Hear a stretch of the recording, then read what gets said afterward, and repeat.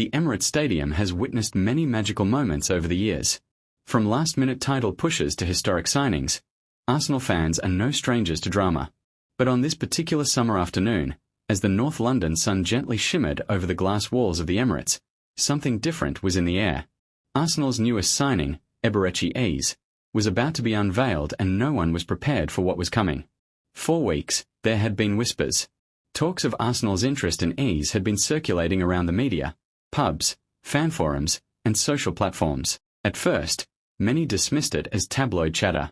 After all, Eze'S was Crystal Palace's crown jewel, a skillful, intelligent, and creative playmaker with flair and confidence. Signing him wouldn't just cost money, it would take a bold move.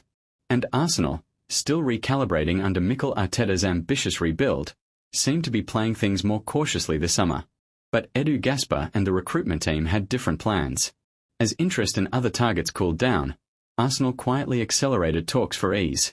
A surprise meeting in London, a fast-moving negotiation, and suddenly, everything changed. From nowhere, reports confirmed, Arsenal had agreed a £45 million deal for Eberechi Eze. Fans were stunned. Social media erupted. A mix of disbelief and excitement swept across the Arsenal community. The Emirates had enough. On a beautiful Monday morning, Arsenal made the announcement. No teaser. No prolonged countdown. Just a sharp, clean video that began with the London skyline, panned into the Emirates, and cut to Eze standing in front of a red and white wall, smiling, wearing the new Arsenal jersey. But something else caught the eye immediately. His shirt number. The club had handed him the iconic number 10 shirt. The same number once worn by Dennis Bergkamp. The same shirt that belonged to Mesut Ozil and most recently Emile Smith-Rowe. Fans were stunned.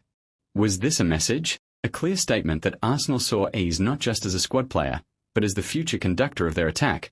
The reactions online were instant and emotional. Some cheered, Eze taking 10? Massive. He's going to light up the Emirates. Others questioned. Smith-Rowe just lost his shirt number? What does that mean for him? But no one could deny the symbolism. Arteta had made his intention clear. Eze wasn't just another addition. He was going to be central. The moment the shirt number settled in fans' minds, another topic took centre stage: the transfer fee. £45 million. Not a budget buy, not a backup option. Arsenal had shelled out serious money, and fans knew what that meant. This was an investment. A statement. Arsenal weren't just collecting players.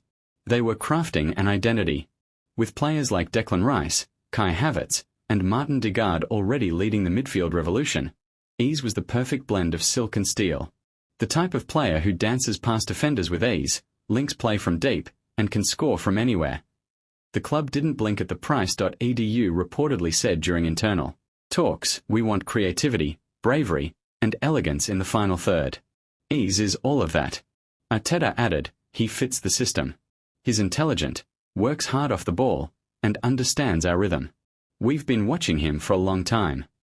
At the official unveiling, Eze looked calm and confident. Dressed in a sharp black suit for the press conference, and later donning the Arsenal kit for photos with fans, he spoke with humility and hunger. "This is a massive step for me. Arsenal is a club I watched growing up, the way they played, the legends they had. It feels unreal, but I'm here to work, to grow, and to give everything on the pitch." Asked about the number 10 shirt, he smiled. "It's a big number. A special number. I respect everyone who wore it before.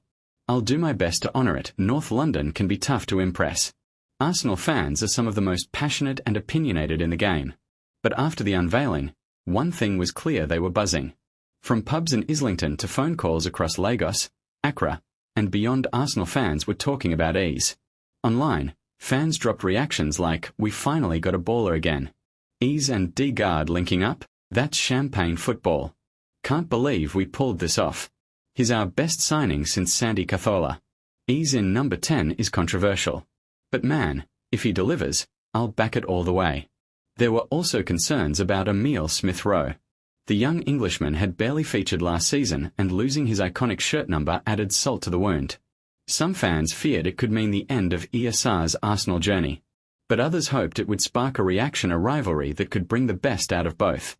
So how exactly does Eze fit into Arteta's plans? Insiders suggest that Arteta sees him as a hybrid capable of playing in the number 10 role behind the striker, or in the left central midfield slot in a 4-3-3.